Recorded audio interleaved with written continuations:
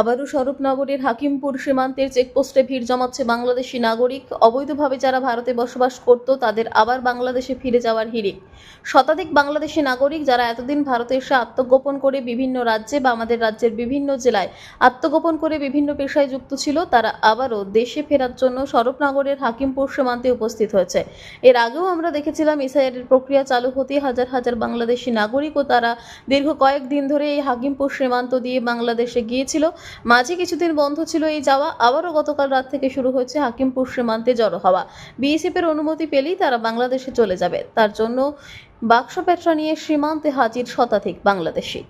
খুলনা জেলায় এখানে কোথায় থাকতেন? এখানে থাকতাম দুর্গানগর। দুর্গানগর। কি কাজ করতেন এখানে? ওই রঙের কাজ করতাম, ওই জঙ্গল সরকারের কাজ করতাম। কত বছর আগে আসছিলেন? এই ধরো 1 বছর হয়ে গেছে। 1 বছর আগে আসছিলেন, এখন ফিরে যাচ্ছেন কেন? আমি ফিরে যাচ্ছি, ওই এই সরকার আর কি বলছে দেশের মানুষ দেশে চলে যাও। থাকতে কি কাজ করতো ওখানে? লিভার। লেবার। কি কত বছর আগে গিয়েছিলে? বেশি না, মানে 5-6 বছর। 5-6 বছর আগে। কোনো কাগজপত্র আছে? নেই না? এখন কি বাংলাদেশে ফিরে যাবে? হ্যাঁ, তুমি জানিও। তো এইখানে হঠাৎ করে আসলে কি কি কি কি পরিকল্পনা কি? সরকার যখন ঘোষণা দিচ্ছে ওই জন্য এসছে এখানে, এখন যে রিটার্ন যাচ্ছে লোকজন, আচ্ছা, ওই জন্য এখানে এসছে, এখন রিটার্ন যাবো। কোথায় বাড়ি? কোথায় বাংলাদেশে? বাংলাদেশে কোথায় বাড়ি? বাড়ি যাচ্ছে তোমার 13 তেরোখাদা।